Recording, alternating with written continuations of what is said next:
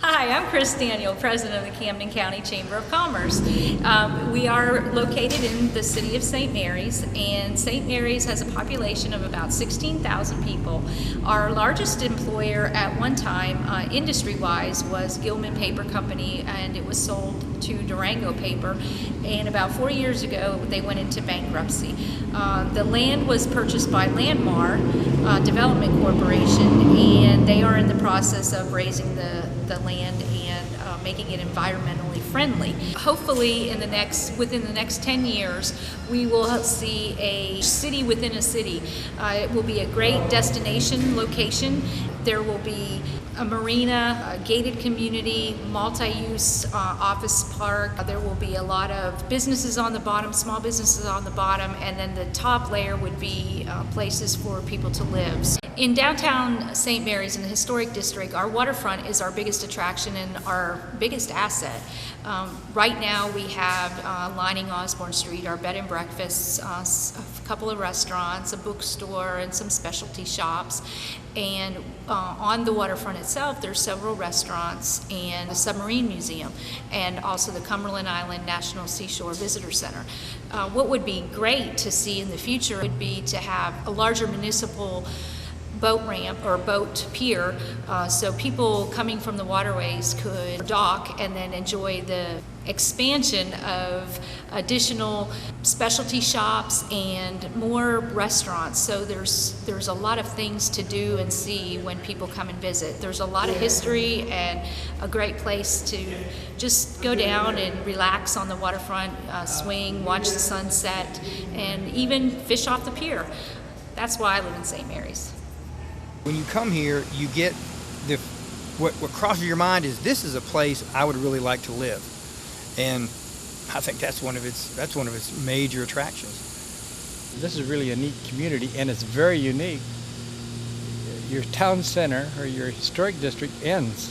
The road ends basically at the historic district, and what we've seen down there is basically the restaurants and the ports and the piers and the docks. Unless you make improvements on capturing some additional restaurants and or activities of that nature for that district, there's not a whole lot more you can do down there.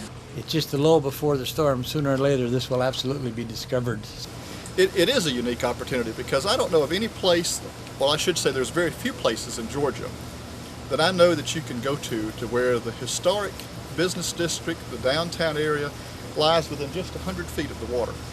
And as valuable as this coastal waterfront property is, here you have just a jewel of a town, a charming community that is pretty much owns the entire waterfront here. To not take advantage of that, to not develop it with the consciousness that a city and a local government could do, I think is to waste a real golden opportunity here. This is a place that can always be preserved for public access. When people come to the coast, when people come to waterfront towns, most people, you want to get out where you can see the water. And so many places have allowed their communities to be developed in such a way that the only way to see the water is to look through the narrow alleyways between the tall condos. And this is one of those places where that doesn't exist. And I kind of look at it as a town with a clean canvas that's ready to be preserved, but yet developed in a way that's consistent with the character that this town has had through its history. To take these things that make people want to come here, use them to their fullest, and preserve and not allow to be destroyed something as pretty as this beautiful, charming downtown of St. Mary's. There's a lot to be offered in this area. There certainly is no question about it. And it's like you said earlier, you know, for a town, for a city to have a portion of its town center, historic center, to set on the waterfront, it's really a gift.